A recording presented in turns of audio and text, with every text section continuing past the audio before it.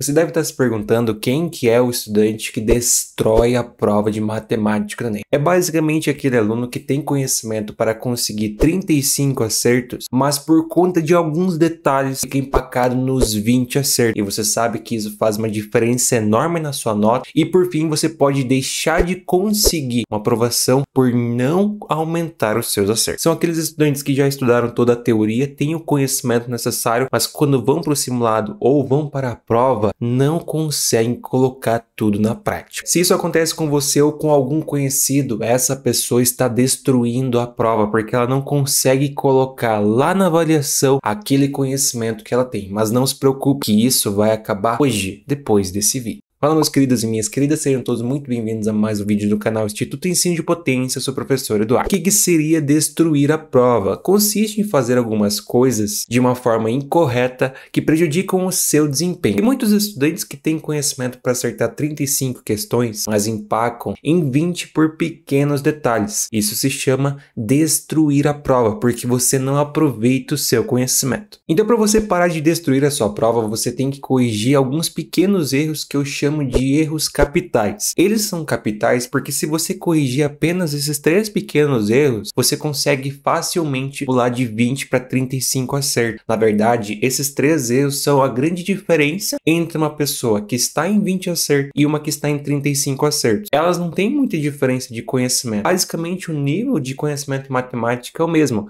só que o desempenho delas é diferenciado justamente por conta de alguns detalhes que são os erros capitais que quem está nos 20 acertos comete. E agora eu vou listar para você quais são esses 3 erros. O primeiro erro capital que você não deve cometer é não chute no início da prova. Isso aqui é um dos principais problemas e uma das principais coisas erradas que eu vejo as pessoas fazendo no início da prova. Você não deve fazer isso de modo algum. Daí algumas pessoas vão falar: ah, Eduardo, mas eu vejo uma questão de probabilidade, eu não sei fazer, eu não estudei, então eu vou chutar logo de cara. Independente da questão que for, se for uma questão de probabilidade, análise combinatória, geometria plana, geometria espacial, qualquer coisa, não chuta no início da prova, você não deve fazer isso. Por quê? Por mais que no início da prova você não sabe resolver a questão, você lê, não entende, não consegue desenvolver, pode ser que depois, lá no final da prova, você encontre alguma alternativa para resolver aquela questão, ou você pode chutar através da estatística, vendo a quantidade de alternativas das outras questões que você colocou. Então, chutar no início da prova, o que isso provoca? Você perde a oportunidade de tentar resolver a questão depois e assim aumentar suas chances de acertar e até mesmo perde a tua oportunidade de chutar com a estatística. Então, chutar no início da prova é um dos maiores erros porque você simplesmente jogou uma questão fora, jogou uma oportunidade fora. Você não precisa saber resolver todas as questões no início da prova. Por exemplo, quando eu vou resolver a prova do Enem, na primeira passada eu costumo resolver em torno de 20 questões. Isso que eu dou aula de matemática. As outras questões, as outras 25, eu pulo. Isso mesmo dando aula de matemática. Então você não precisa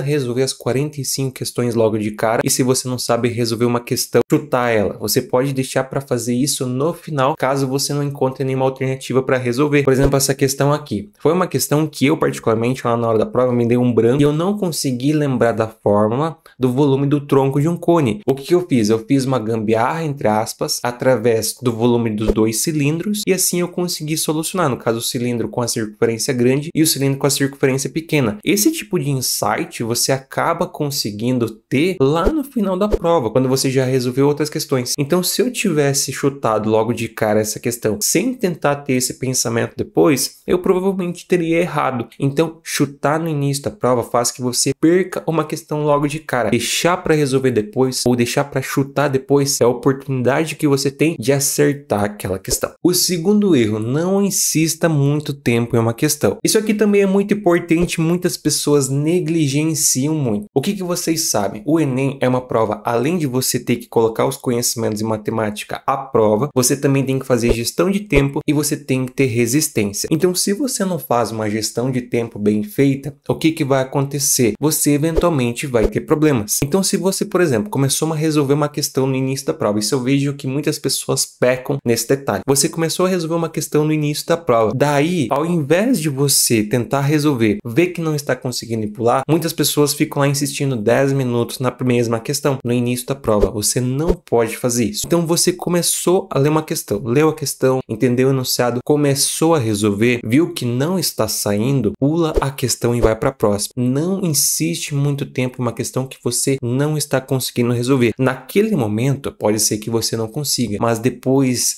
de resolver outras questões, você pode eventualmente voltar nessa questão e conseguir resolver ela com muito mais facilidade. Isso já aconteceu comigo inúmeras vezes. O que eu faço nesse tipo de situação? Eu leio o enunciado, se eu entendo o que a questão quer, eu tento resolver. Se passou aproximadamente 10 segundos e eu ainda não consegui resolver a questão, daí eu pulo. Eu não fico insistindo muito tempo no início da prova. Se passou 10 segundos, eu ainda não sei como resolver, eu pulo e vai para a próxima. Porque se você fica muito tempo insistindo, você pode perder tempo de resolver outras questões que você resolveria com mais facilidade e assim você teria mais acertos. Então, não fica insistindo muito tempo na mesma questão no início da prova. Leu, não entendeu, ou leu, entendeu, mas não conseguiu resolver, pula, marca um X, vai para a próxima e resolve as demais primeiro e depois você volta nessa e se eventualmente não conseguir resolver, daí sim você chuta, tá? Mas insistir muito tempo em uma questão pode fazer com que você perca tempo e assim você deixe de acertar outras questões por não ter tanto tempo hábil e assim você pode ter uma nota menor do que você realmente merece, tá? Isso aqui é muito importante. O Enem é uma prova de conhecimentos, gestão de tempo e resistência, por isso tenha essa mentalidade, não tem problema chutar. O terceiro erro que você não deve cometer, e se você for corrigir, é se for chutar, não faça de qualquer jeito. Aqui uma outra coisa que muitas pessoas que estão nos 20 acertos cometem, você que vai alcançar os 35 acertos não vai cometer mais. Muitos estudantes chutam de qualquer jeito, basicamente no Salamei Minguei ou no Minha Mãe Mandou. Você não pode fazer isso, tá?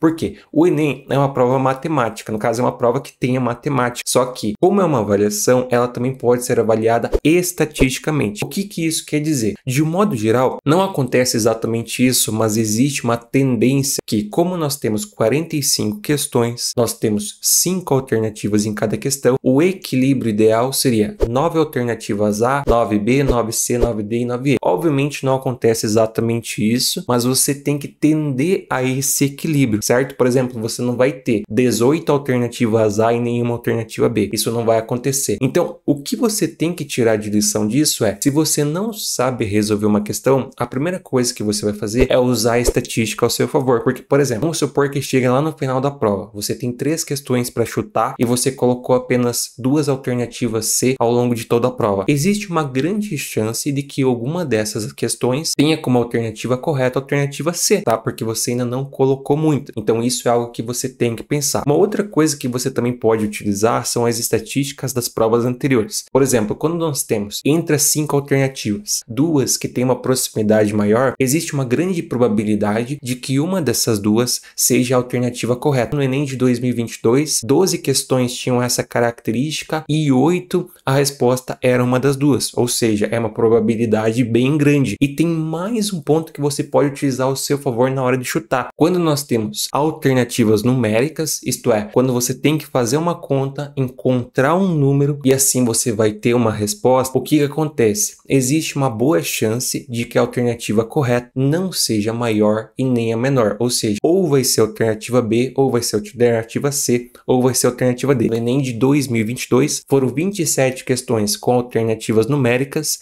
e apenas 9 eram a alternativa A ou E, as demais era B, C ou D, tá? Então, entendendo isso, você pode utilizar isso ao seu favor na hora de chutar. E tem mais um ponto. Quando você lê o enunciado e quando você interpreta as alternativas, você também consegue já ir eliminando algumas alternativas. E assim, as suas opções ficam menores e você pode chutar com uma maior probabilidade de acertar. Então, o que eu quero que você tire de moral aqui é o seguinte: não chute de qualquer forma. Não vá lá simplesmente no Salamé Minguê e escolha uma das 5. Tente eliminar alternativas, tente utilizar a estatística da quantidade de alternativas que você já escolheu, tente utilizar a questão da proximidade se forem valores numéricos, tente utilizar a questão de eliminar a alternativa A e eliminar a alternativa E. Tudo isso ajuda você. Não é assim uma certeza de que você vai acertar, porque se fosse certeza, ninguém ia precisar estudar para a prova. Mas é uma questão assim, se você conseguir aumentar a probabilidade de você acertar a questão, já é muito mais interessante do que você escolher uma aleatoriamente. Então, usar isso ao seu favor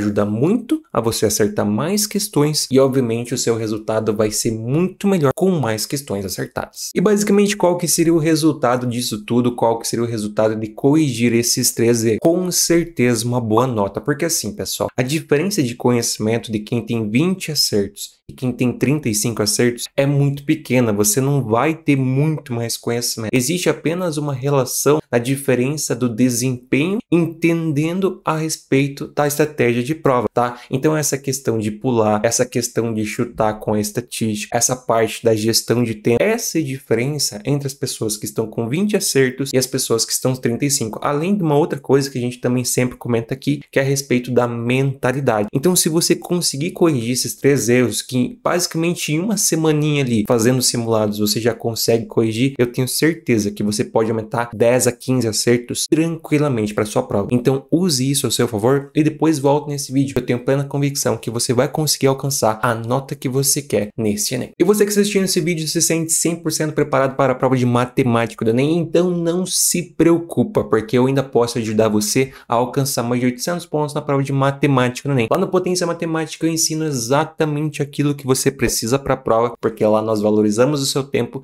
então ensinamos para você de forma prática e objetiva aquilo que é importante de verdade. Lá você encontra as melhores estratégias e os melhores macetes para facilitar a sua prova de matemática do Enem. Então você que realmente quer alcançar mais de 800 pontos na prova de matemática do Enem e quer contar com a minha ajuda, com um grupo exclusivo, eu posso tirar todas as suas dúvidas. Não perde tempo, porque eu ainda posso ajudar você a alcançar mais de 800 pontos na prova de matemática do Enem. Aproveita, o link está na descrição e também no comentário fixado. E para você que está assistindo esse vídeo aqui até o final, você faz parte de um pequeno grupo de pessoas que realmente assiste as coisas até o final, então por isso o seu conhecimento já está muito acima da sua concorrência. Se você realmente quer garantir uma boa nota em matemática Enem, eu vou ensinar você agora como chutar de verdade. Eu resolvi 20 questões na prática com estratégia para acertar no chute as questões de matemática Enem. É esse vídeo aqui. Lá eu mostro para você 4 técnicas de chute e aplico cada técnica em 5 questões. Você pode usar mais de uma técnica